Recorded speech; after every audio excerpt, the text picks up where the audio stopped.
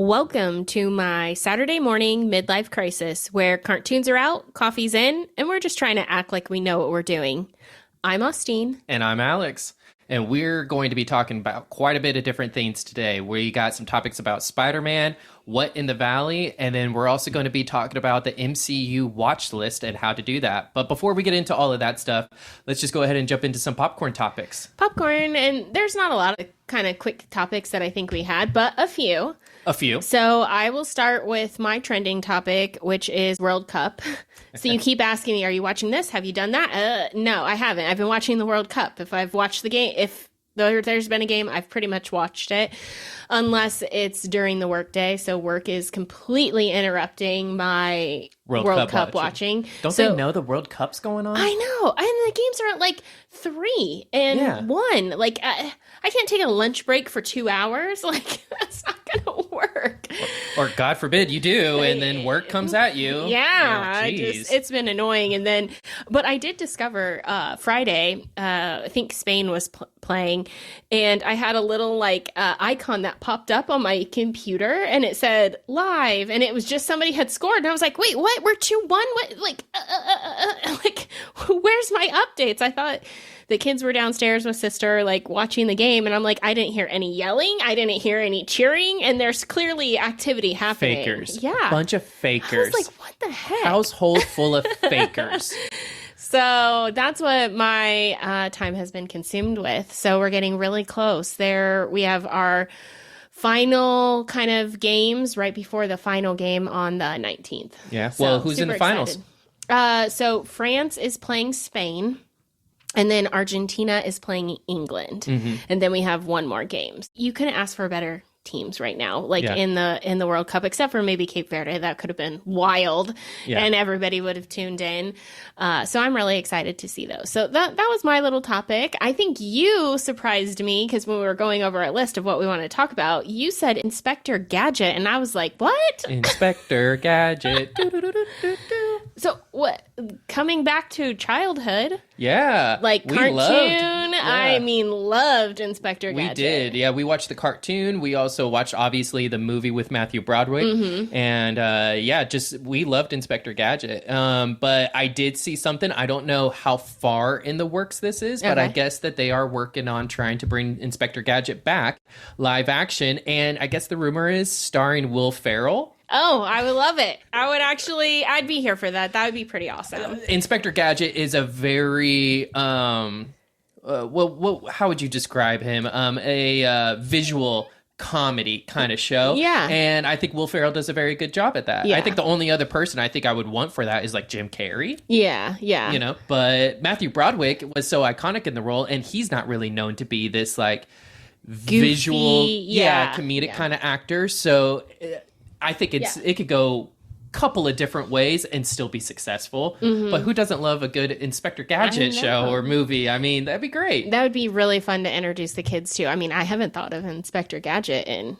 years and ever. Like, it's been a long time. See, these are the things you got to get your kids watching. Not this newer age, the newer age of cartoons and TV shows. It's horrible. It's horrible. They're not what we used to have.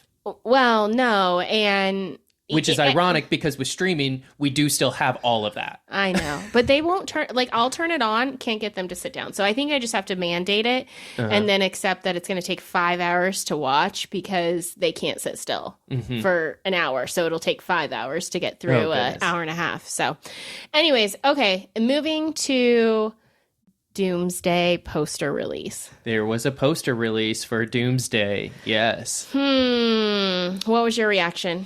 My reaction was it's an Avengers poster. You see one Avengers poster, you've seen all of the Avengers posters. Yeah. They all look the same. It's just a bunch of characters that are put on one particular image, and it's just a bunch of headshots and torso shots that are standing behind a space theme or an explosion or however it's described, but it's the same poster that you see for a lot of other Avengers movies. But I did have 2 takeaways that I wanted to talk about. Okay, tell me. one takeaway.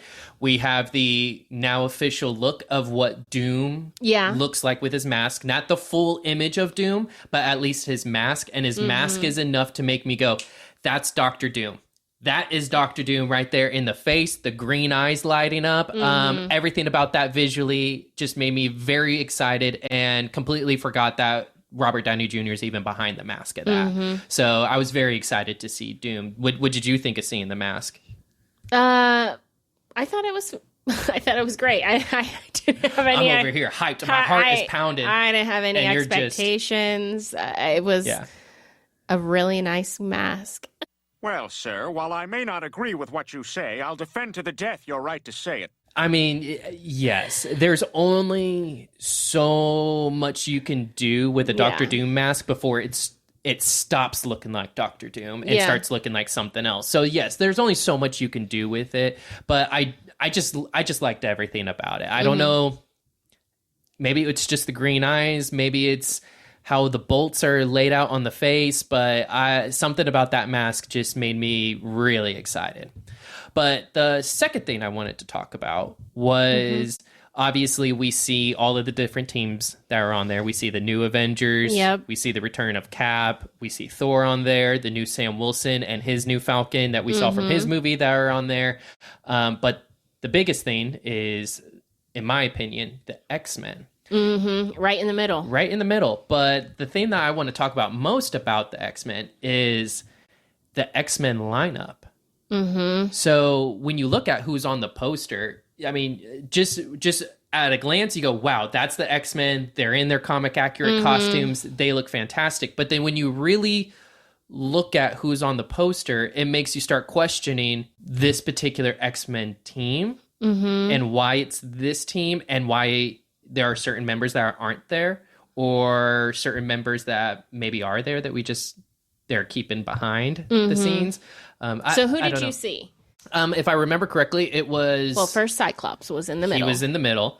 We see Beast, which looks amazing, which he looks just like how he does in the Marvels and the post-credit scene in the Marvels.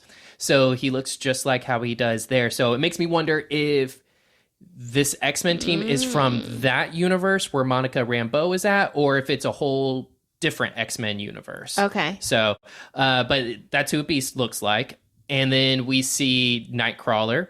We see Mystique, which Mystique looks amazing in her costume. And then we see Charles and Magneto. That's a very interesting X-Men lineup team, you know? Yeah. You got Magneto and Mystique, and then you got Nightcrawler, Beast, Cyclops, Professor X. I feel like that's just telling us there's more to come, but we don't want to let you in on it quite yet. Of course. But what it does tell me is that who is on this poster, these are the main characters. Yeah. So which we've expected. Oh yeah, when we've expected, like, yeah, they did the chair watching teaser where they put everyone's names on all the chairs and stuff like that. And so we knew a good majority of the main characters that were going to be in this movie. It's just there's no Jean Grey on this poster. So it makes you ask, why is there no Jean Grey? Is it because she no longer exists in this universe? Is it because she died? Or is it because she left the X-Men? Or maybe she is there and they just aren't showing us yet. So that's the kind of questions that are popping in my head. The point I'm just trying to say is that you look at the X-Men lineup and it makes you excited of like, who else is going to be there, but then who's not going to be there? And then why are the ones not there? Is there more background story to it, or is it just face value? Yeah, and they can't get everybody there now, but maybe Secret Wars. Yeah, in the Secret Wars. Okay, well, that was quick popcorn today. Yeah, is that really all we have for popcorn? Yeah. Has there been no news going on? I guess we'll wait till, I think, is it next week? It's the 22nd, I think it's San Diego Comic-Con, and that's when more stuff is coming out, which people are also saying that we're going to get another Doomsday trailer. So I'm going to say this, people. They will release a trailer to San Diego Comic-Con. That is not going to be going to the public. And I'm not talking about leaks. I'm not talking about people recording it and posting it on the internet. I'm talking about Their an official AI version trailer of what people say. Exactly. They're not going to do that, yeah. We won't get an official trailer 1 hour after they release it on Comic-Con. that is what everyone is saying, is that 1 hour after they release it in San Diego Comic-Con, it's going on YouTube. And I'm just going to tell you guys right now, Marvel wouldn't say, hey, and then we release it on YouTube. No, they're going to say, and then we release it to our platforms, our website, our social media accounts. They're not going to say we're going to release it to YouTube. Like that's not what Marvel does. That's not how they release things. Yeah. I'm standing my ground that it is 4 to 5 months before we get a trailer. That's what they always do. And the movie that comes out right in the smack middle of 4 to 5 months is Spider-Man Brand New Day. So either they're going to attach it to that trailer or they're going to wait till August, like I've been saying. Yeah. It's not going to happen during San Diego Comic-Con, not to the public. And here's my business reason, is that you have to, when you're selling a show like San Diego Comic-Con, you want to make sure you have gems built in there that you have to be there to experience. And it's exclusive. It's exclusive. And part of seeing that trailer is being the exclusivity of going to that event. Right. If they start saying within 1 hour on whatever day that is, because there's always multiple days, within 1 hour of us doing it, and then we will release it, is just crazy. That's just not what's going to happen. And it's almost a slap in the face to the people who did pay a lot of money to go to San Diego Comic-Con. Yeah, that's part of why you also do it, is to be in the know, be there. And of course, you want to do that anyways, but there is that amplified reason. Absolutely. So I don't think that they'll do it. And, we have talked about this in the past of like Spider-Man Brand New Day and having that. I don't think they're going to want to take away from Spider-Man Brand New Day. Yeah. So I think there could be an end credit scene that leans towards Doomsday, but I don't think there'll be a trailer either. I think you're right. It's going to be August, because why put so much into Spider-Man Brand New Day and immediately the noise will be about the Doomsday trailer without people talking about Spider-Man Brand New Day. That doesn't make sense in the business world. That's pretty bad business, fellas.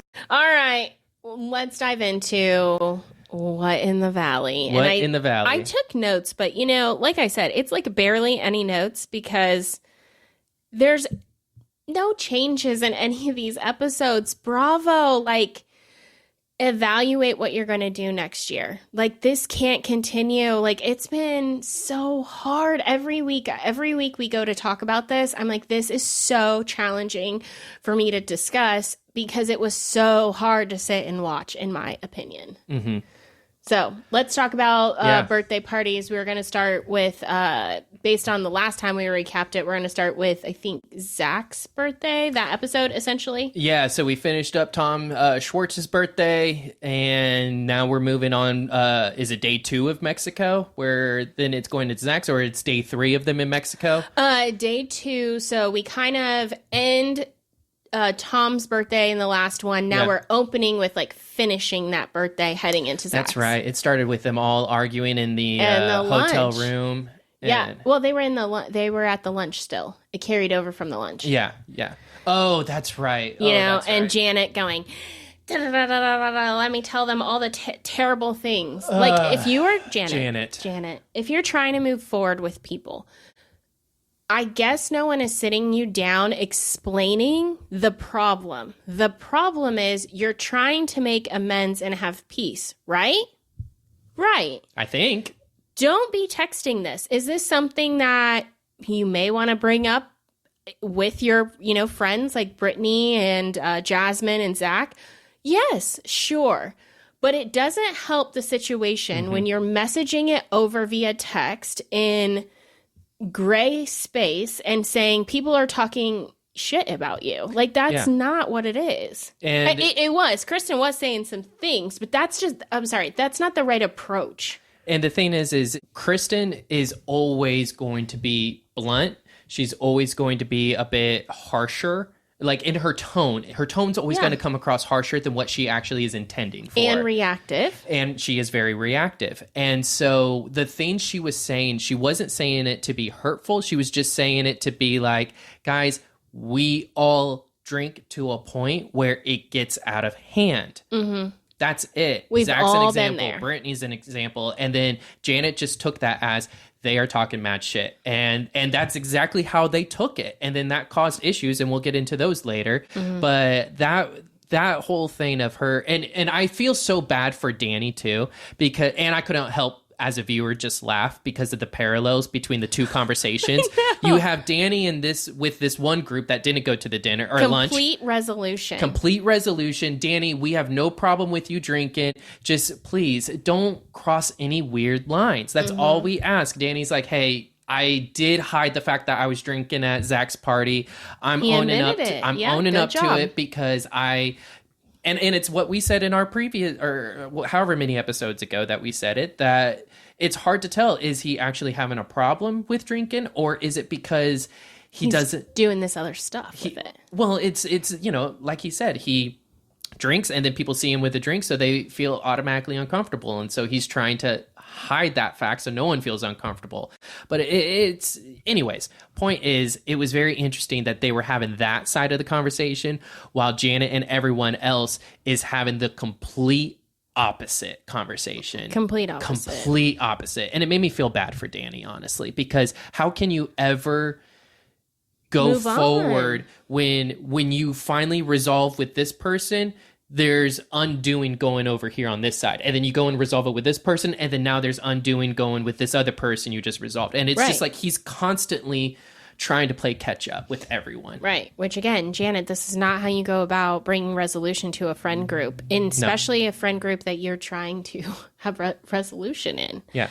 All right. So I'm going to just hit a couple of quick things. I don't think we really need to deep dive, but they continued their shopping journey after that horrible lunch. And I did like the little bonding moment between Jesse and Michelle. I mean, Michelle's definitely in her... Oh, that's so interesting. I don't like it at all. I find it so weird. I think about myself with the kids, though, because I'm like, if anything happened and we weren't together, I would want to have a point in time where we are the best co-parents ever, because I wouldn't want to be in a situation where we're both on the same trip and I'm going to go get what I want for the kids and you go get what you want for our kids. That becomes very competitive. Mm-hmm. At least that's how I would see it, because I'm a very competitive person. Okay. And I wouldn't want that. So I did like the idea of they were wanting to do a joint something for her. That showed unity. That's the part that I liked. Sure. Yeah, that's fine. So, but you were like, no. Because we'll get into it more with later. Later in the episode. But I agree how they are working together to make sure that their kid is okay, taken care of, and they are still coming across as a team in the perspective of their child is very good. And I do applaud that.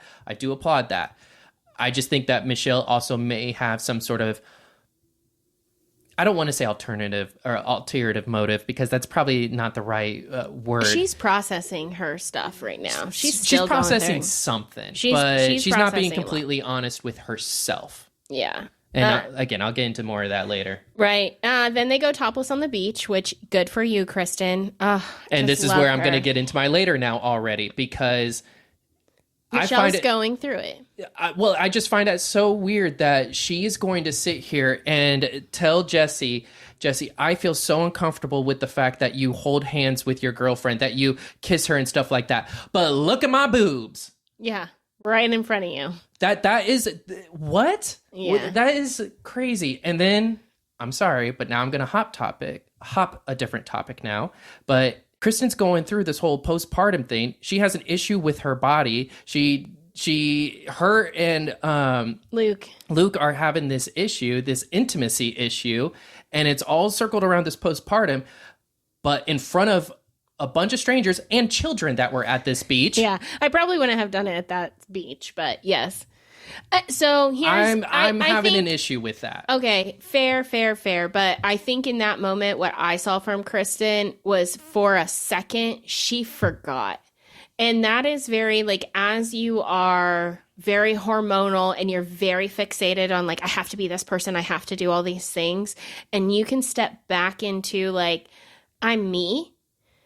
You have a moment of you're not processing it. I bet later, which they just don't share, or maybe she didn't share or they don't show, I bet later she had thoughts about it. I would put money on it that afterwards she had a lot of thoughts. I really don't know. From a one's perspective, that's what I think. I think she had a moment of like, this is what we do. This is fun. This is, this is cheeky. This is what I used to do on Vanderpump. And she just went for it. And I don't think she thought about it. But then there's also been episodes where she has said, guys, we aren't there anymore. I understand. So why are we still doing this stuff? Well, she has literally said that in this season. And I say things too, like, I got to be better behaved. And then last night I did Christmas in July. And we'll get into it more. We'll get into it more. Yeah, because I want to keep going. That was just my thoughts about the whole beach and them going topless. Yeah. And I will say, one last thought. Actually, props to Schwartz, because he was being a very respectful boyfriend and not looking at them. Not looking at those girls. And not just a respectful boyfriend on his end, but also a respectful friend. Yeah, for not looking at, his friend's fiance, his friends, like, come on. It was so bravo, Schwartz. Schwartz doesn't know what to do with all the boobs out. He's like, trying not to look. I'm going to look anywhere but. So let's fast forward to towards the end of the episode, honestly. So to Zach, and they're going out for Zach's birthday on the party bus. Time out real quick. Okay. Wouldn't it be awesome to be invited to Zach's birthday party? Oh, yeah. I mean, Zach... He's my absolute favorite. Yeah, he's phenomenal. Like, if we could be friends with Zach, I'm here for it. I would love it. If Zach gets a spin-off show, I'll watch it. Yeah, I'll watch it. He's hilarious. He's in the drama, but he's not also in the drama. He sometimes stirs the pot, but he's never the igniter. Yeah, no, he's not. And it's usually when he stirs it, it's because he's honestly trying to find some level of peace. Yeah. Or he's trying to move the story along. True. So I really enjoy watching Zach. I do too. He's one of my favorites. So yeah, it's his birthday. It's his birthday, and they go on the party bus. And I didn't know what to expect, but when the bird crapped on him, I was like, well, I hope that means good luck in some. Well, and that's culture. what they said. Oh, is that what they? Because the bird pooped on him, and Jasmine, being very good friend, was wiping that bird poop on them. Everybody else was being Debbie Downers downstairs on the bus, and then Hold on. What? Let's back it up real quick. Wait, they weren't just being Debbie Downers at the bottom do you not remember why they went down to the lower end of the bus? Because Michelle was showing her boobs again. Oh, yeah, that's right. She was showing her boobs again. I think and there now was, like, Jesse, nip slips. Yeah. There was a lot of nip slips from Michelle specifically in this episode. Yeah. So it's a little awkward for me to see you so affectionate and like kissing her right in front of me.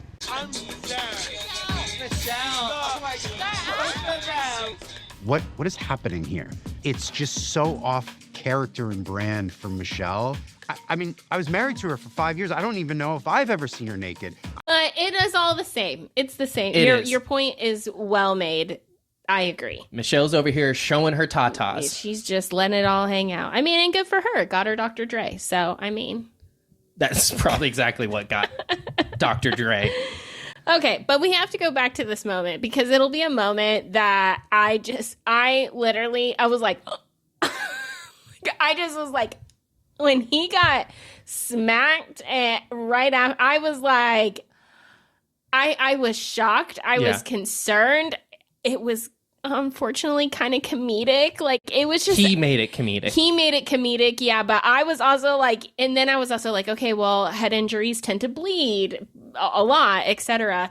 But when Benji was like, no, he needs he needs the staples and stuff, I was just like, oh my gosh. And then they go to the club. Which, and again, Zach is... He's a friend because he's like, go have fun. Like, if you guys don't go and party... I'm never going to be your friend again. Like, yeah. And then he's like, oh, there's the hospital. This is great. right next to the club. I was like, is this real life? Like the No, it's not, because he went back to the club afterwards with a whole band. with a bandage on him, looking fabulous. I mean, all of it I just thought was so hilarious, so funny. I'm glad he felt better. I'm glad it wasn't anything super serious either. Yeah, because that would have been horrible. A head injury like that. I mean, I don't know how fast they were driving. I thought it could have been a concussion. It could have been a lot of different things. Yeah. And so he's very lucky and very fortunate, but boy, was he hilarious during that whole thing. He was. And so everything's going on. The only other couple of takeaways from that episode, because then I think it bleeds into the final from this past week, is Michelle dancing on the bar, and Danny this is the part where, again, Danny, here's the coaching for you. Not that you're asking for my opinion, but you're going to get it. Mm-hmm. It's like, Danny, someone made the comment, said it made you uncomfortable. Whatever, you do you. Mm-hmm. And if you want to make your side comment towards Michelle of like, that's making me uncomfortable, that is actually a fair comment. Make your comment. Go ahead and do it. I'm not sure that I can always be so tactful and not make my comments, but especially when it's over and over and over in Danny's case, like towards him. But then Danny, you say it once and you let it go. You gotta let it go over and over and over. That's he was where jumping it tips. From group to group. It tips, individual. Yeah, it tips the scale into a negative look for you. You want to stay in the positive. Call out the double standard, and then move on. That's what needs to happen. So. Anyways, we end the night. Poor Nia's taking care of Danny, and everybody's getting on the bus, and it's just that was a lot. So then we head into the final episode, which is now Danny's birthday. Yes. Yeah. So Danny's birthday. Okay. There was a little bit that happens, but really not a lot. This is where we get on the boat, so the group splits. Janet stays behind, which good decision. Lala stays with her. Which is funny because Danny and Nia called that. Yeah, they called that, which great for everyone. Danny, so Lala and Janet stay. I didn't even notice Brittany wasn't in the episode hardly at all until the end when she pops back up for the dinner. Oh my God. I didn't realize it until you just said it. I didn't realize it until But I don't ever miss Brittany. Is that bad to say? For her. For her. For renewals. Yeah, it is. Brittany, I wish you the best, but I don't enjoy watching you. You gotta, there has to be something, because I didn't know she was missing until the end when she comes out and she's like doing her hair from the shower and she's like, I needed that. And she probably did. So I'm not saying she didn't make the right decision, especially with her surgery stuff. She mentioned that morning that she didn't sleep like in her compression, or she did, something like that. And so she woke up very sore from her surgery and not sleeping in the proper like medical gear and stuff. So I'm not saying she made a bad decision. I think she did the right thing. Right. Oh yeah. But I am saying when I didn't notice, that's a sign. I didn't miss your presence. I wasn't hoping you would be there to speak the truth or patch like the piece or whatever. Because when there were certain conversations happening, it's not like we were like, where's Brittany to help settle this? Yeah, mediate or do something. Then we have the boat. They get to their little island thing. So then this is where Michelle and Lacey have that conversation. Yes. So they have the conversation, completely agree with everything that you already said. So I don't want to rehash that. I do want to add, though, Lacey isn't someone that I was like, oh, Lacey, like I'm going to be like, I'm excited to see her. I don't think she's a standout person. I think there are other people that love Lacey. But boy, do I have to give her props every time she talks. Because she either is putting Jesse in the place. Like even at one point she was like, Jesse, this is how she feels. It does not matter the reason, if it's justified or not justified. It is her experience. Validate it. Move on. Love that. Love that approach. I try to be very much like that. So maybe that's why I like the way she speaks. Maybe in your mind. Probably in my mind. Right after the other side of me is like, that. Just do it. Yeah. Like I have two Austines always you got in one. my head. Just take the high road. It's okay, Austine. And then you got another one. Take him out now. Yeah, take him out. So they had that. I thought that was really it. So that's all I want to say there, because you already alluded to it. But the conversation that I do want to refer back to is Jesse's conversation with Kristen about Luke. Yeah. I was just like, Jesse. Not his place? Not his place. Yes. I thought about Mom in this situation. Interesting. Because she's told me this before, and she recently told me about it when I was talking to her about something, because she's always momming. She said, because I was so frustrated with a particular situation, and I was just like, I'm going to send an email, or I'm going to call them. Like, I'm always amped up, like hot, and then she brings me back to reality. Yeah. Very opposite Lacey. Yeah. Got him! Dang. But when I give advice, I'm very like that. Whatever you think. Okay. Whatever. Anyways, Mom had made a comment which was, if something needs to be said, write it out, say it out loud, but not to the person, because you need to sit back and say, am I the one that needs to say it? Or who needs... Does what needs to be said need to be said now? Yes. And if it does it need to be said by me? Yeah, exactly. And in that moment when Jesse is talking to Kristen, I was just like, get Mom on speed dial. Like, she needs to call You're Jesse absolutely right. And have this conversation, because I'm like, he's saying it in the wrong context. He's not the person. I understand what he was trying to do, but it didn't need to be said by him, and it definitely didn't need to be said in that moment. Yeah. Because he literally said to me, if things keep going this way, I don't see a wedding happening.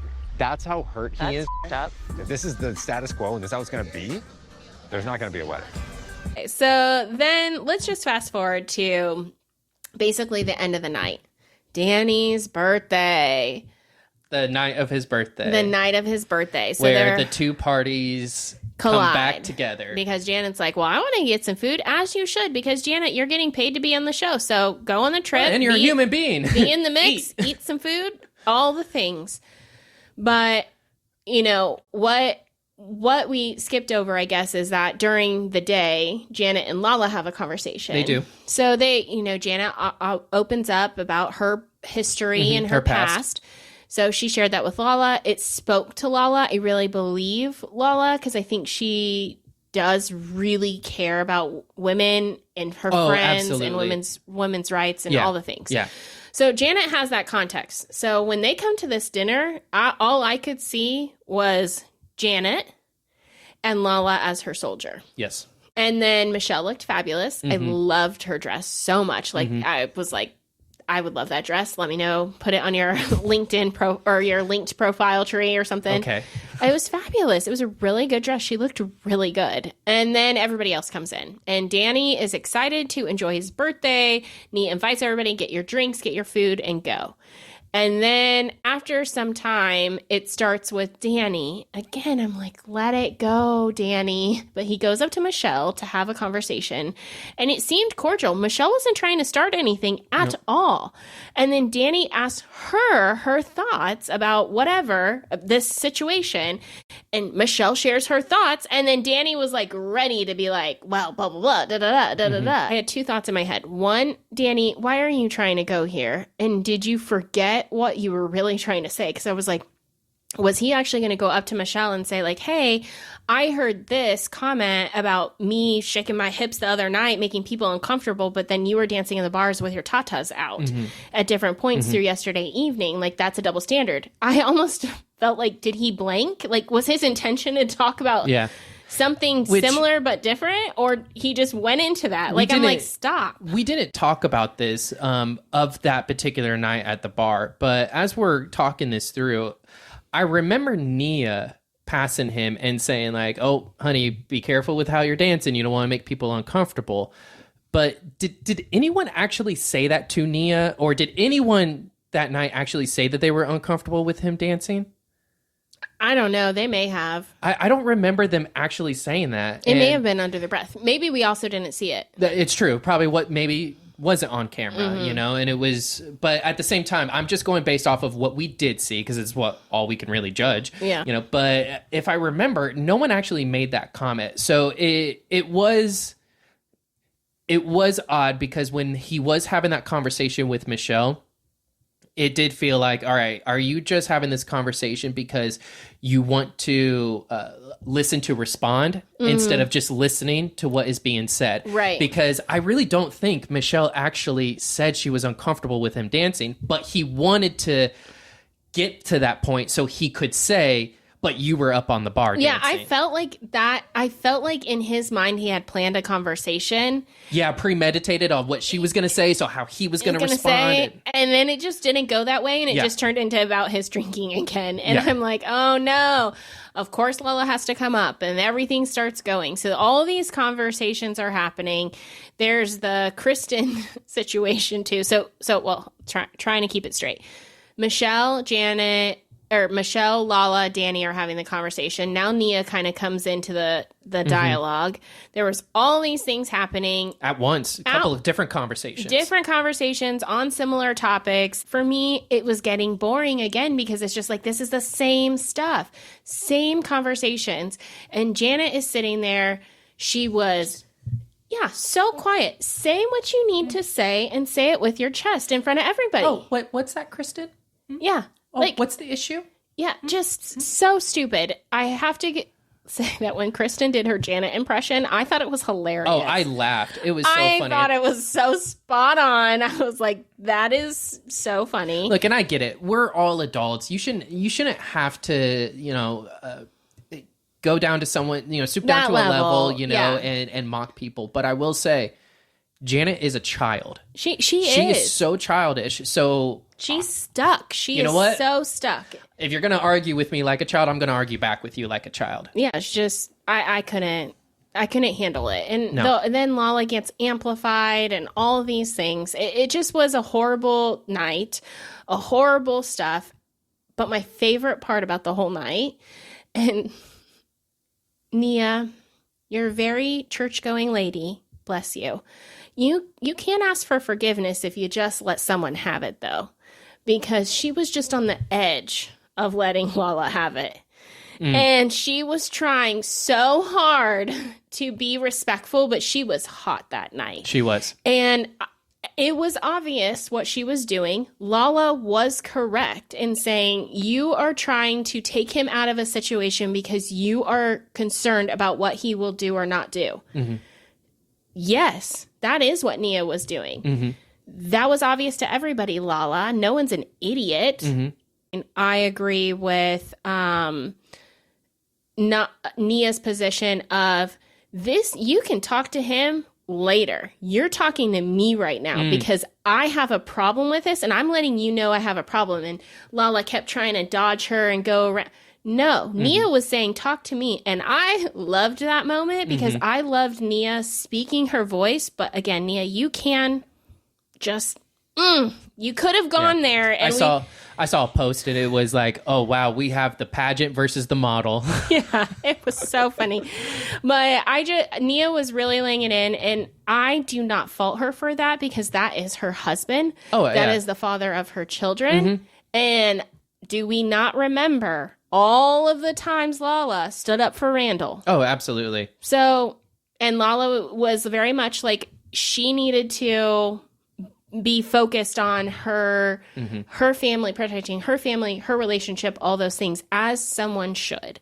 So I really loved actually seeing all that. What I hated was that the night ended with Nia and Danny going at it and going separate ways. But I understood both perspectives. She was so angry. She was like, none of these people care about you. I care about you. One way, I am trying to protect you. But the second is this really worth it? So I understood her perspective. I also understood Danny's perspective of like, F you, meaning all the people. Yeah. If I want to drink at this bar, on a beach, on my birthday, on my vacation, on my birthday, I am going to do it, and you are not going to tell me no. I understood it too. Yeah, no, you're absolutely right. I agree with both sides because now if I was in Danny's shoes, I would lean towards Nia.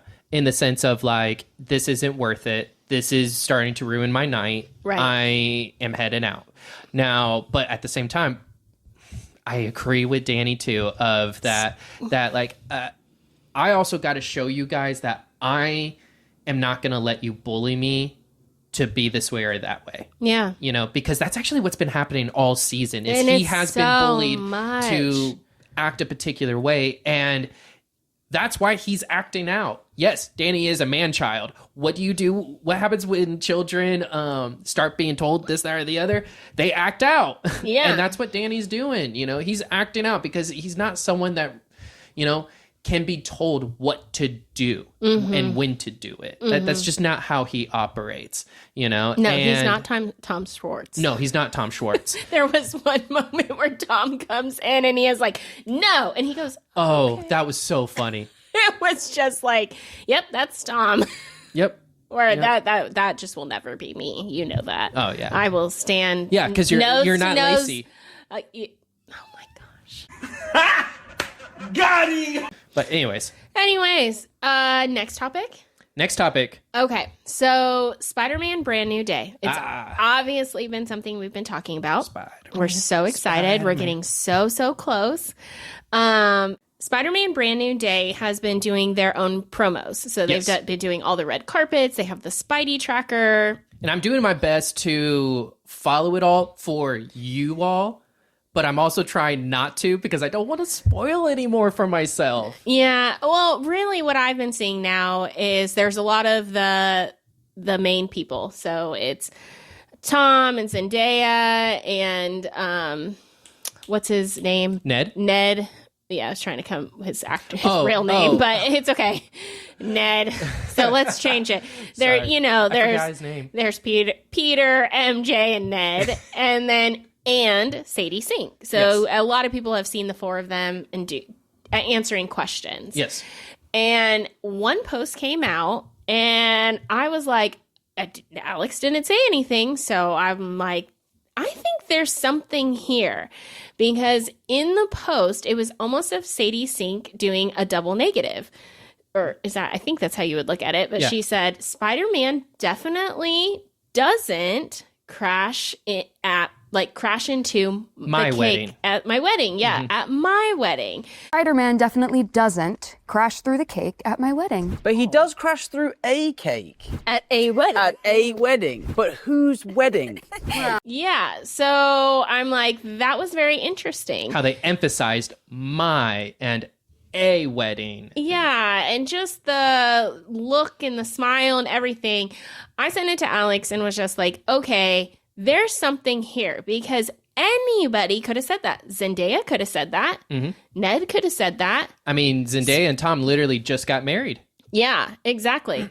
They could have, and Zendaya just did that movie where she was The drama. with the wedding and all that stuff, and people keep referring back to that when we're talking about Brand New Day too. So it would have been an easy thing, but no, Sadie Sink is the one that said it. So I sent it to you, and your immediate response was To call you. yeah, that's true. And I'm like, I dude. called you immediately. Yeah, because I think you messaged, but of course I didn't see that instantaneously. And yeah, you called me. You're like, I just sent you a message. I Oh my literally God. hit send on that message and then I hit the call button. Like there was no like pause. Right? Yeah. Like from when you saw it. So we then did a post, and it really took off in all on all of our platforms. So do you want to share a little bit of what you thought when I sent that post to you? Of course. So of course, her saying he doesn't crash into my wedding. One thing I needed to do real quick was fact check myself. Is Sadie Sink married? Is she engaged?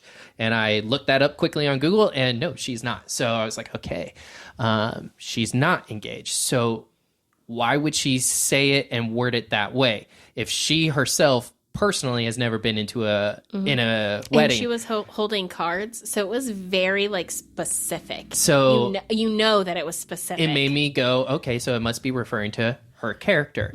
So of course there are many Marvel characters that get married. You know, we just saw Born Again where Jessica Jones has a kid with Luke Cage. I don't know if they're married, but they are in the comics. You know, Reed Richards and Sue. Yep. Iconic couple. They're married. There's a lot of, well, X-Men 97. I just was like, I watched like the first episode and I was like, wait, Jean Grey's pregnant with Cyclops? Well, you didn't finish that episode. Well, I didn't, so. Because there's more to that.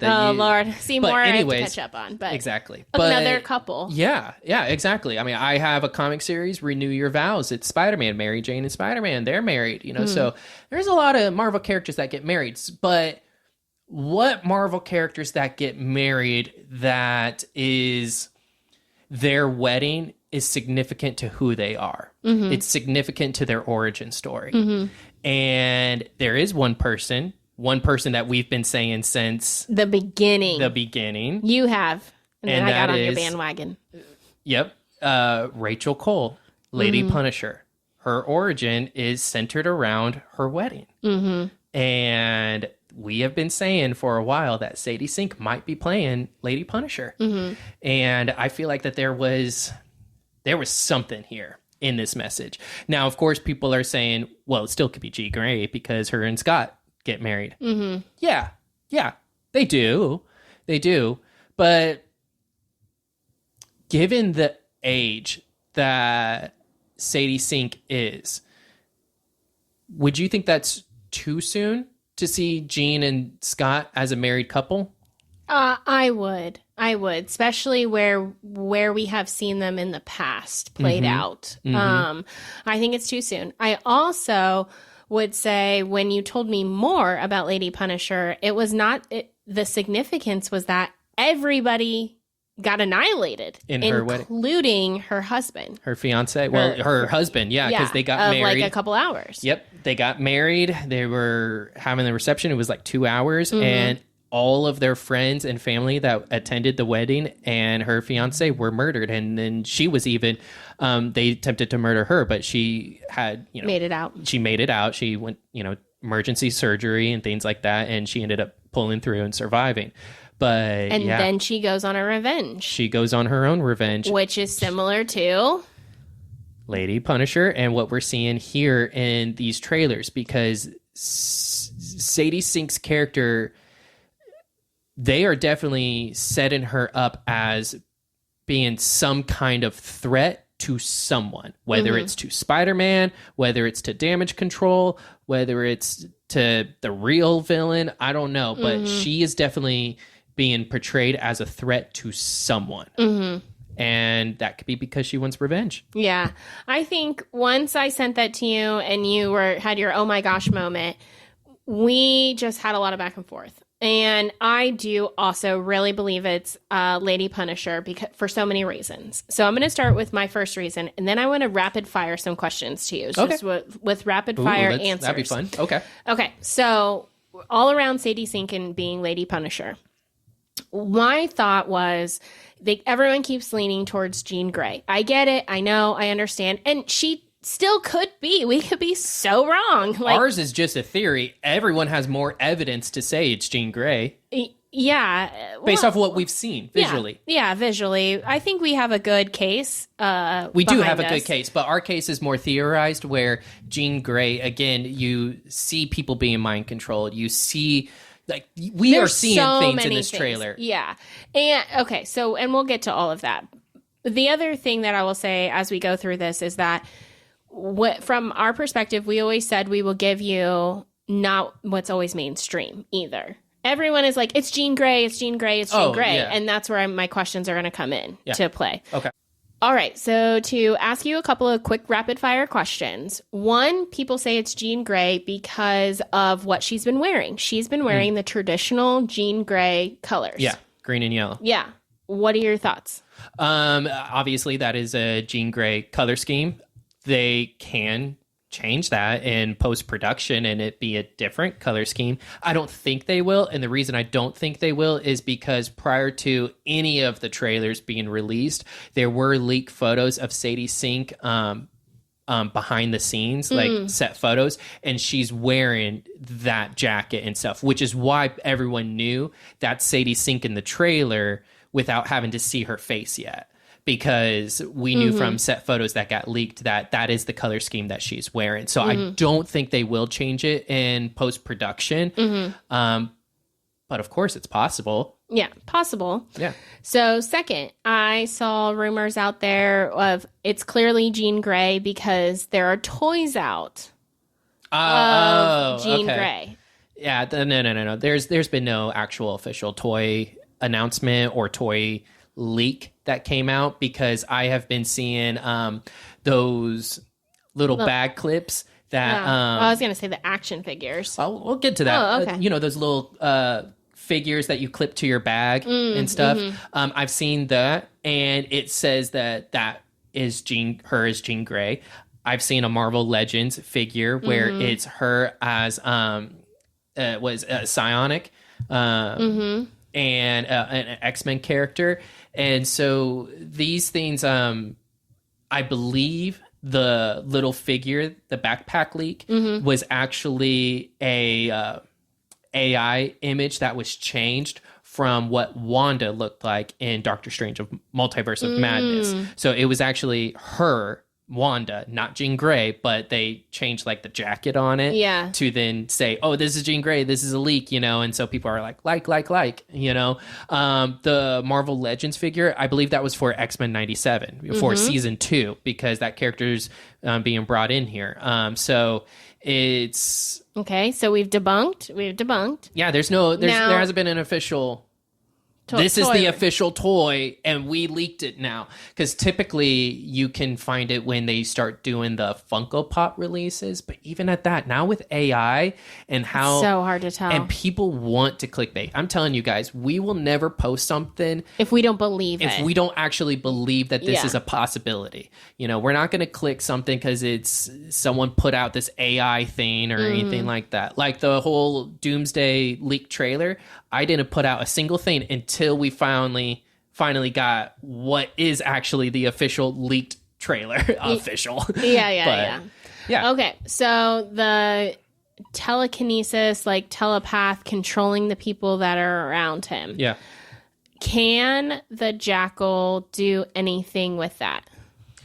Off the top of my head, no. Because he doesn't have any kind of like telepathic abilities or anything like that, but he is a scientist that can always create a machine, or he could be someone that is always working for someone else. He could hire people too, right? Because that's what you said in the past. He could hire somebody that has similar abilities. Sure. Because I think the other thing that I've really learned is that there are times where people have very similar abilities, but not the same.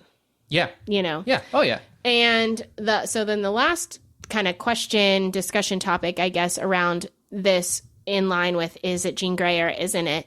As I've been doing my rewatch list, which again, we'll get to in a second, I was reminded that Jean Grey is a level 5 mutant. Oh, yeah. She's an Omega level mutant. Yeah. And you've said from the beginning, how is Spider-Man immune? Yeah. You're the only one who's immune to it. You're the only one who can sense it.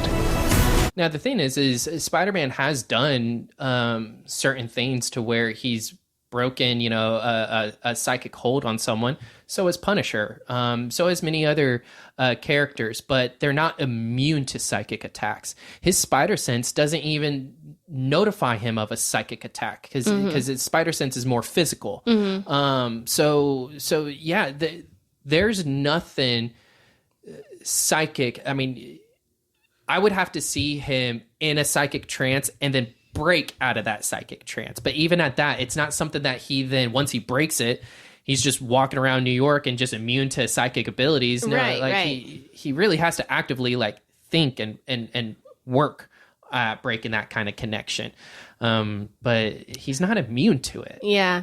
So I would just remind everybody, keep an eye on our social media. I would definitely go back to that post if you haven't seen it. Give us your thoughts. There were lots of people that gave thoughts on different platforms on their thoughts of that post, which I think was really great because I think it's Lady Punisher as well, based on everything we've talked about. That's who I'm thinking.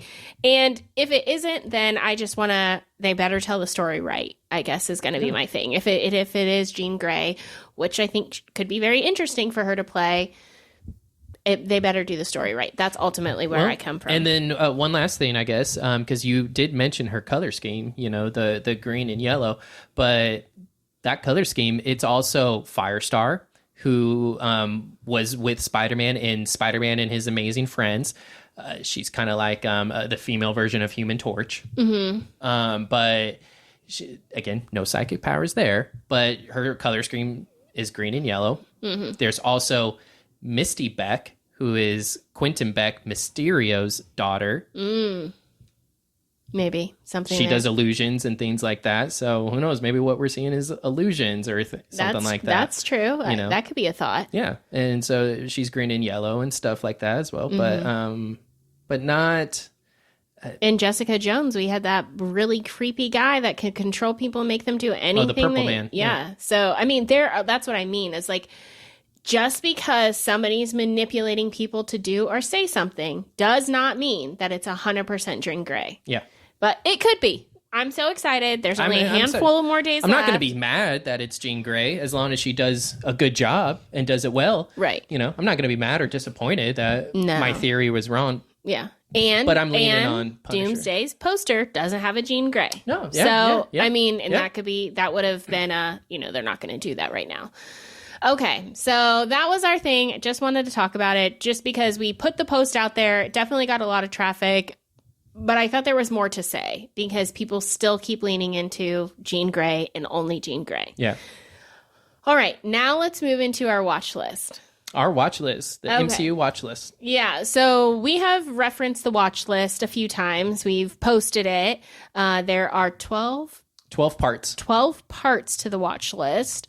And it's not everything, but it's a lot. And our intention with this was started as like a family thing. Yeah. Of, hey, as we're getting ready for Doomsday, to really appreciate all the Easter eggs, to really appreciate the full story, and to just have fun. And I'm also going to say that a lot of this is me influenced because I really want you all, because it's not just you, because it really is our whole family.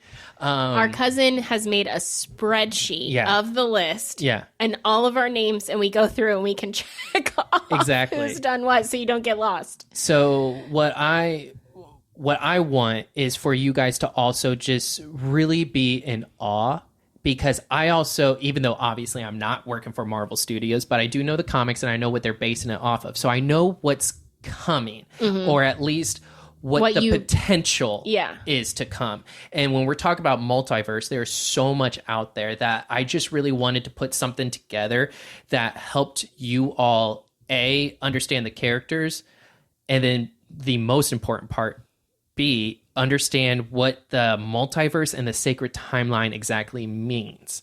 And I do believe that what I selected for everyone to watch and the order of introducing some of these things really helps you understand a lot of these characters in a whole new level that I don't think people, our family members, were expecting to start appreciating. Yeah. And I think, and that's what I've enjoyed about it. I had not watched all of the shows, so there's definitely things as I'm going through my watch list journey, either the shows or a couple of movies that I had not seen before. So that's been actually really nice and refreshing to watch, and kind of my perspective is like so different because now I'm like so much more educated on everything. So I'm watching this just like, wait a second. I'm that Leonardo DiCaprio thing. Whoop, whoop, wait, whoop, whoop, whoop. So I'm very proud of myself.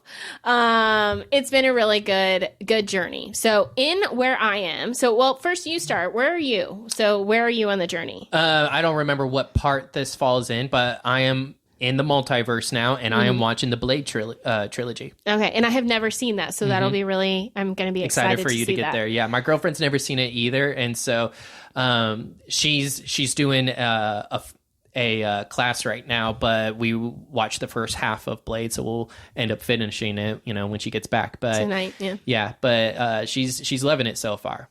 Okay, well, I'm going to be excited for it. That's still I'm a little ways away from Blade. Yeah. I am in Tobey Maguire's Spider-Man. Yeah. So I'm on the second one. Yes. Just part way, because then I had to stop and come over here. So I'll finish that later tonight.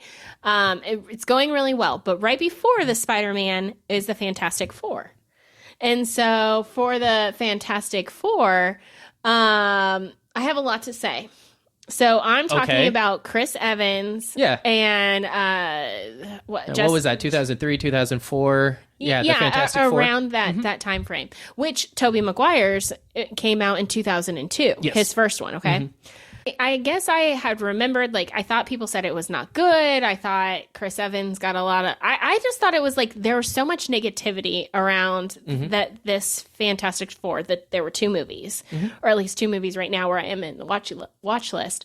And then there's another version of Fantastic Four as well coming up, which I think I knew about it, but I think I've also blocked that out. So most people have blocked that out. Okay, so I just have always heard all the negativity around these movies. However, the last one that came out last summer, I watched and I loved. With Pedro Pascal? Yeah, that was a really good movie. Really liked it. Okay, so I'm going to go to these two movies because I had so many reactions. Okay, so I'm just watching this. I'm just trying to zone out. And I was just like, first of all, I'm like, Doom's in this? Yeah. So we've already had Doom in a movie prior? Which is why this watch list is so important. My brain was like, gonna explode. So I was like, wait, hold up. Okay, just hold up. All right. And because we've talked a lot about Doom, there were like little like nuggets in there, like where the mask came from, because he has a mask in there. Anyways, okay. And how he thinks of himself. There was this giant statue of him right when they go in. Okay, I didn't know what I didn't know. The movie starts, they have their conversation, they're going to go out to outer space, whatever. I'm not going to try and do a movie recap, it's just the point. I didn't know Doom was with them in space. So is that comic accurate or not? No. Okay, I was completely thrown off. And again, now watching both of those movies and kind of knowing more about Doom's story through our discussions and other watches, I was very turned off. I'm like, I don't like this actor for Doom. I don't think he's doing a good job playing him. Which, rest in peace, he passed away. Sorry. Unfortunately, I just didn't like that That's acting. I also didn't like, I didn't know if he was really on the thing, which I didn't think that was the case when they all got their powers, but he was on there. So I was like, this feels weird. I didn't know that him and Sue had a thing. That is true. Yes. And which I did remember us talking about that. Well, so I said I'm saying it that way because I guess I just didn't know the magnitude of it, which this seems like it was a relationship. So those were like big shockers right from the beginning. I understand because I had to sit with it for a second. That first part of the movie was horrible. The first half, first act yes, one. It was really rough to watch. I didn't like it. I do not like her as Sue Storm. Sorry, not good. It's kind of like I love her. She's so nice, but Jennifer. What's her name? Jennifer. Who was Elektra first? Gardner. Yeah. Jennifer. Yeah. Was Affleck. Yeah. Jennifer Gardner. I haven't seen her as Elektra, so that'll be later. But she does not. I've seen Daredevil Elektra. No one's going to top that girl. She's amazing. Loved From the it. Netflix TV show. Yes. So good. So for me, Sue Storm in these movies, just not good. I did not like it. My girlfriend has used this phrase, not for this particular character, but I'm going to steal her phrasing for this example. Jessica Alba as Sue Storm feels like she is cosplaying as Sue Storm. She doesn't feel like she's actually Sue Storm. She feels like she's cosplaying as her. Yeah, it just, something was not going right. And I like Jessica Alba, and she is gorgeous. So I love her too. I kept looking at her going, wow, you're stunning. Like, stunning, in my opinion. Anyways, that's besides the point. I was just like, I am not liking this movie at all. Yeah, you were texting me. I was like, this is horrible. This sucks. This is painful to get through, but I guess this is where we are in our lives. It's a guilty pleasure of mine. I will admit that. I did not like it. As it progresses, I did like the end. By the end, I was like, okay, finally we figured out life in this movie, so it was fine. The final fight is pretty good, isn't it? Yeah, it was pretty good. It was clobbering time. Yeah, it was good. So I enjoyed the final fight. The overall movie, though, I didn't like. Like, it's not for me. The second movie, probably, I felt very much the same thing.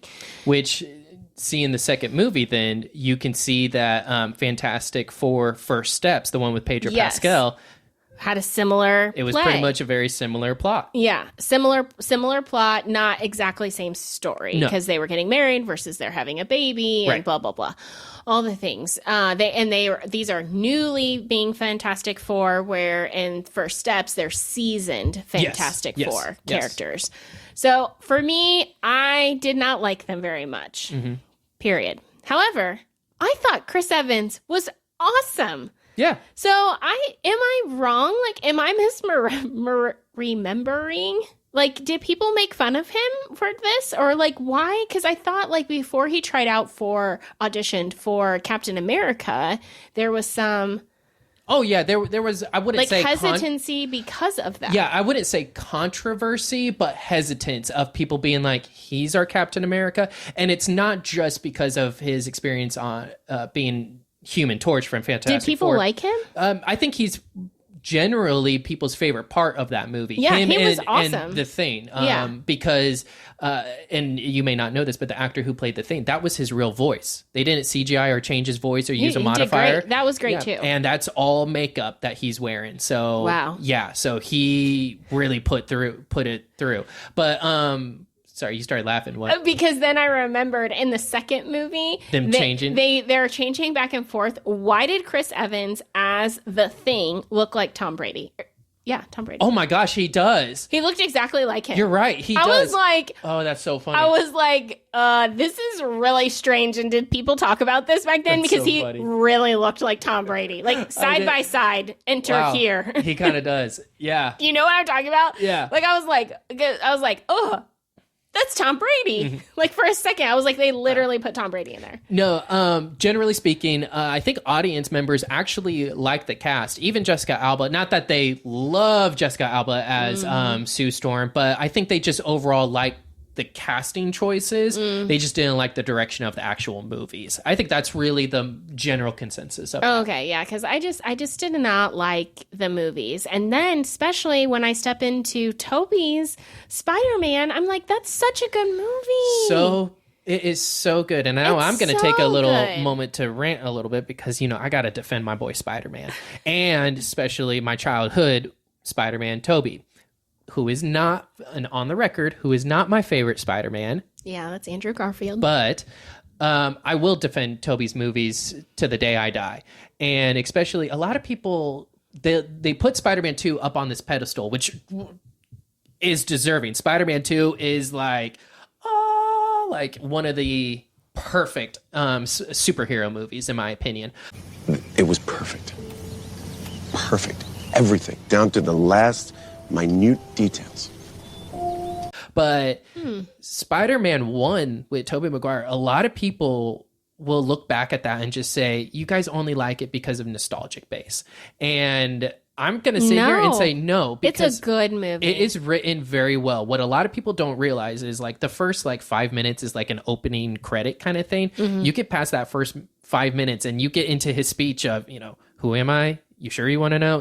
From the point that starts, it's like 10 minutes goes by and the main character, who his love interest is, who his best friend is, who the main villain is, and you already get an idea of what Spider-Man's powers are. Because as they're going through the lab, they're like, spiders can jump like this. Spider sense, they have a sixth sense, like a spider sense. They go through, and it's all done just natural, seamlessly. Yeah. Yes. It's just so natural. It's natural conversation, natural dialogue. I think you know this because one year I made Thanksgiving at your place. I put it on. That's my Thanksgiving movie. Yeah. And there may be only one Thanksgiving scene, but that's the movie I put on while I'm cooking. Because slaps his hand. Well, but when you think about that scene, just think about that scene. Toby's wearing green. Green Goblin. Norman's wearing red and blue, Spider-Man, MJ's wearing black, which prior to this dinner, when she was originally supposed to meet Norman, Harry said, "Why aren't you wearing the black dress? My father loves black." You know, there's just the outfit choices in this movie. Like, you can't tell me people like this movie because it's nostalgic based. No, this was a very well done movie. Yeah, especially when you say it's 2002 and you look at how they did the transitions, how they showed his thought process and how they showed the evolution of his DNA. Like, there were so many pieces where I was like, man, you can go back to 2002 and find a number of movies where, like, that was done in 2002. That didn't age well. This really actually still holds up. Because even some of the CGI sequences, it's not like they are so awful that it takes you even out of the movie or even almost timestamps the movie. You know, my girlfriend and I were watching Blade, like I mentioned not too long ago, and you watch that and you go, okay, this is an early 2000s or late 90s movie. You know, is it bad? No, Blade is a great one. It's a classic. But the technology quite wasn't there. The production, money, the value wasn't there. And so, you watch it and you're reminded it's an older movie. Yeah, there's not a couple. Spider-Man. Yeah, well, there was probably Mary Jane falling. That's probably the one thing that I was like, okay. But I thought it's so good. So I just had to bring up the Fantastic Four because it was the first time I was watching it. I was surprised to see Doom. I was like, this is horrible. And Tobey's movie was so good. And it's generally the same time frame. Say that again? It's fantastic. Yes, it is. So I don't know. I'm saying bringing this all up because we're doing the watch list. Really encourage everybody out there to do the watch list. And I think how we wanted to wrap up this section was the ranking. Yeah, so we wanted to start ranking the MCU movies. Yeah, to kind of get people like encouraged to watch them, join us on our journey. You may not have the spreadsheet like us, but we have the long list. It's in our profile. We have it broken up into, I think, 12 parts. 12 parts, so you really can join this journey so that when Doomsday comes out and as we head into Secret Wars, you can really see what's been brewing for such a long time. And it's really so cool. So you were saying that as we start with this, and we start with Captain America, the First Avenger, that is movie 1 in the watch list. It was a really good movie. Yeah. Period. There's a lot of people that feel like that movie's boring. And, really? And I think it's because you either are into war flicks or you're not. Oh, okay. And I think that's where the line is drawn. I think people really like Captain America himself because, you put him in Winter Soldier. Winter Soldier is a lot of people's favorites. Civil War, everyone loves that. Everyone just loves Chris Evans as Captain America. So I don't think it's really anything about him or even the storytelling. I think it's just some people are either into war films and then others aren't. And I think that's why some people find it boring, but I think it's great. I think it was really good. I liked the play on him being Captain America, and he was almost like a mascot, for a part of it. Then he really got into the trenches and was doing all of the fighting. They became the heroes, their little group, and it was a really good movie. So, and then in a bigger picture, there are connections to Thor and the Tesseract that are in this movie. So you see obviously the Tesseract is a huge plot point for Phase 1, but then even more than that, it's the Space Stone for Infinity War. So it's, huge connection tissue right there. And you see connective Red Skull. Yes. Where his origin for this. Yep. And then he disappears and we won't see him till much later. Yeah, for a long time. Yeah. All right. Then we move to Captain Marvel. Captain Marvel. Yep. This one, I definitely appreciated watching a second time through. So I had watched it in the theaters. I thought it was it was okay movie. It was good. It wasn't horrible, but it was not my favorite. But then watching it again later, years later now, I was like, hey, actually, that was pretty good. Yeah. I didn't mind that. And then again, what I like about... So people will say that... Because there are people that are split. Either watch MCU in the release order or in chronological order. And I would say chronological order because here you end Captain America with a post-credit scene of him meeting Nick Fury. Then we go into Captain Marvel learning who that character is. Right. And this really just, I think chronological order for me helps keep things a little bit straight. Yeah. So after Captain Marvel. Well, who else is in Captain Marvel that gets introduced? Rambo. Monica Rambeau as a little kid that we will see later. much later. Yeah. But then also we see who is leading the Kree. I'm gonna forget the name. Ronan the Accuser. Yes, Ronan. That's right. From Guardians of the Galaxy 1. Yep. So again, more connection here. Bigger it starts picture. layering people. Yes.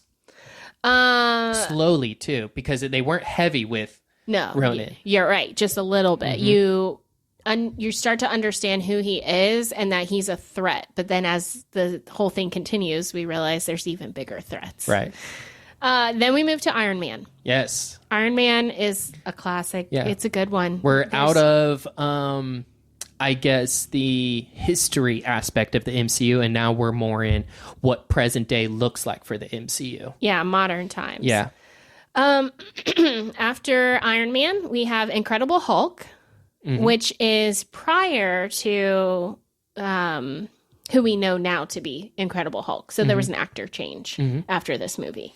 Yeah, so it was Edward Norton originally, and then it got switched to Mark Ruffalo, which I prefer Edward Norton. Really? Absolutely. I like Mark Ruffalo. I didn't say I didn't like Mark Ruffalo. Okay. I said I prefer Edward Norton. Okay. I think what he does as Bruce Banner is actually a lot more believable than Mark Ruffalo as Bruce Banner. Okay. Mark Ruffalo, to me, plays Bruce Banner like a suburban dad. Okay. All right. Okay. I'm not gonna, now that you put that thought in my head, thanks. That's how I feel like Mark Ruffalo is. Okay. Avengers 1 was his best performance as Hulk, and then he just gets worse and worse and worse. Oh, sheesh. Okay. Well, then now we say how you really feel. I'm excited for him in Brand New Day. Okay. Incredible Hulk. After Incredible Hulk, then we move to Iron Man 2. Iron Man 2. Yeah, which I did like Iron Man 2. Is this the one? So in this one, remind me, is this the one with the? I'm pretty sure that it is, where you have the racing scene. Yep. And yes, that one was a really good. It goes Iron up Man. against Whiplash. Yeah, and we start to see the you'll have to help me with all the names because you know I'm horrible with that.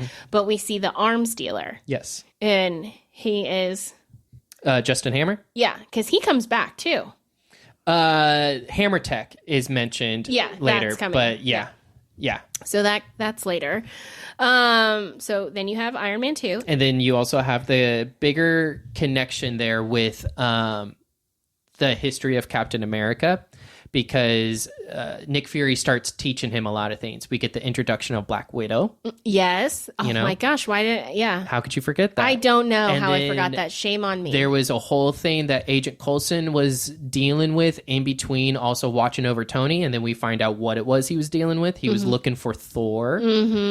So they're, again, building a bigger universe now around Iron Man 2. Yeah. Then you go into Thor, which I really liked. Yep. I love the story of Thor. I love Loki. I love all the actors in Thor. It's a good movie. A lot of people don't like it, but I think it's actually the best one out of all of the Thor movies. We'll have to talk about that as we progress through the list. Thor was really good. Again, we start building the universe there. And you're right. You have the end of the because he's like, I think I found it, Coulson. Yeah. The mark of Thor coming in. So it's just a really good build up there. I love his very much like, I think, is this the one where he like smashes his drink and it's like another. Yeah. Like it's just, he's learning Earth and all the things. And we meet Jane, and then of course, Eric Selvage. That's in the other Avengers movies. And then we also meet, Darcy, which is who great. we see in other MCU projects. Yep, exactly. After Thor, then we end with the Avengers. So at this point, you've met all of the characters. You see Black Widow. Well, you've met everybody except for Hawkeye. No, you meet Hawkeye. When do we meet Hawkeye? You meet Hawkeye and Thor. Wait, hold on. Wait, what?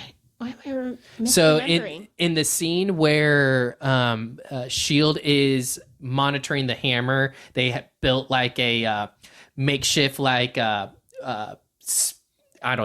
makeshift building, to be around the hammer while they're monitoring it. And then Thor's going through all of their soldiers and to go get the hammer. Oh, okay. And there's like a little battle, but not like a big battle, but like a battle. Yeah, he's just fighting security agents to get to the hammer. And during that time, Agent Coulson says, we need eyes in the air. And you see a guy reach for a sniper, but then he stops and grabs a bow. And then he goes up in this like little box thing that like lifts him up, and then he has an eye on Thor the entire time, and he keeps telling Agent Coulson, "Let me know, and I'll take the shot. Just let me know."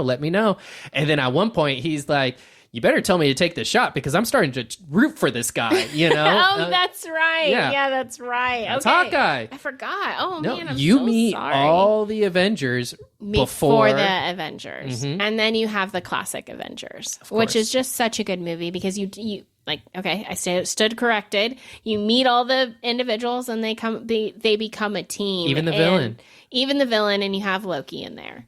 Yeah, and that Loki is Yeah, well, we will get to how I feel about Loki, but he's great in this, The only thing about the Avengers that still to this day is always like, was when he throws him on the table and takes his eye. That guy. Yeah. That poor guy. And that was so aggressive. And I didn't like that version of Loki, but, it's such a good movie. Like you said, you see these pull through of the characters. You have the Tesseract that's where we don't really fully understand it in all its power, but clearly it's powerful. Right. Then you have the space invasion. I don't know how else to say that. Chitauri. Yeah. So that they come in, and that is going to be a factor. And it's Thanos' army.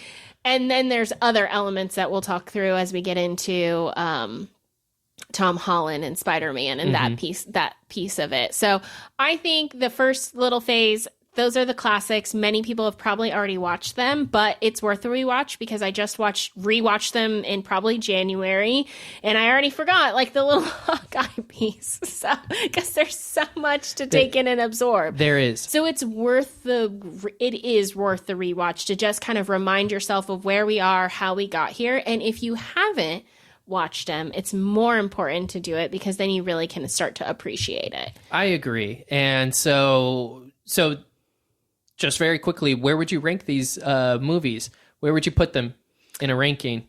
In a ranking, Avengers is going to be my favorite, so that's one. I would say the second is Thor. I just love Thor, just in general, so that's up there. Third is probably Captain America. 4 or 5 are going to be my Iron Man. Not that they couldn't have been higher. I just probably enjoy the other 3 movies more. And then the rounding it out for me is going to be Captain Marvel and the Incredible Hulk. Okay. Yeah. It's just more about flavors, that there wasn't anything in any of these movies that I'm like, ugh. Captain Marvel might be my least favorite. I probably could flip them on just how I'm feeling that day. Interesting. Okay. But yeah. Okay. Am I crazy with my ranking? Yes, but I like that you are your own person. I am my own person. I like what I like. It is what it is. No, of course you're not crazy for liking what you like. I like the fact that you have your own appreciation for different things and that your favorites don't mimic everyone else's, nor should it. Everyone should have their own opinion on things. And I think as we get further and further into the watch list, I start to find my favorite characters. And it's been so interesting and incredible to hear from family members, because we have a group chat about this. And people will say, like, I just finished it and I hated this movie, or I just finished it and I love this character. Like, and then there's also been the ones that said, I don't want to watch this movie, but then they watch it and they go, okay, wait a minute, I like it more now. Yeah, because I understood it more. I understood it more. Yeah, and we will get to that in a few because the movie that comes to mind is Shang-Chi. For me. We'll get to that. Yeah, we'll get to it. But yeah, so we encourage you guys to join us on our rewatch journey ahead of Doomsday. We are much farther than the 7 movies we just named, both of us. You said you're at Blade, and I just shared that I was with Spider-Man. Yeah, we are beyond the sacred timeline now. Yes. We are in the multiverse. Oh, no. You are still on the sacred timeline. I am. Technically, I did have a little bit of skip ahead because there's a couple of things that I just refuse to watch with my kids, even though you and Mom just watch whatever you want to with them. I don't. So scarring kids is good for character building. No, because they're not in your bed at night. So that's the problem. So anyways, we're much farther, but every week I think leading up, we've kind of timed it out where we're just going to do a quick recap. I'm going to ask you one more question on it. If someone's like, I don't have time to watch all of these, what's the one movie of this first 7 that they need to watch? It would be the non-negotiable. It would be Avengers. Of course, I would say there's more. Mm-hmm. I would say all of these first 7 are important because, like, even Hulk, you see characters in there that come in later in the MCU, you know, the villain, not just the villain, but even General Ross. Yeah, General Ross. Betty. These characters do appear later in the MCU, and then same thing with Captain America, Red Skull. But if we don't have time, and we're accelerating, and you're just doing the Cliff Note version, and it's only one. In this phase, it would be Avengers. Okay. Yeah, because you don't have to watch the others to understand what happens in the Avengers. And you don't have to watch the others to learn about these characters that are in the Avengers. You just get more of an appreciation when you do have that backstory. Yep. Okay, cool. So take a peek. If you want to watch everything, watch the first 7. If you just need a Cliff Notes to kind of rapid fire get through it, at least start with Avengers. Next time we'll do our quick on phase part 2. Yep. Or I think we're gonna we call them in parts. That'll take us from Thor: The Dark World, which Thor: The Dark World comes after Avengers, not Iron Man 3, and then it goes until Avengers 2. Yeah, Avengers 2. So we'll quickly recap those like we did today, and then so on and so on and so on. So if you want to stay with us and track where we are, we do these quick little touch points, you can go to our Instagram, find all the points, watch the movies ahead, and then we'll kind of talk about them quickly together. Yeah, so absolutely. Layer it in as we're getting so excited for what's ahead. Yeah. All right. So where can everybody follow, subscribe to? Yeah, you can find us at Austine and Alex, and we are on Facebook, Instagram, TikTok, Spotify, and YouTube. So be sure to follow us, like us on all of the channels, and share, please. Yeah, share. Yep. All right. We'll talk to you next time. Thanks, Bye. guys. Bye. Michelle loved her dress. Fabulous. I'm gonna sneeze. Sorry. Ew. Absolutely disgusting. We need to sanitize these mics now.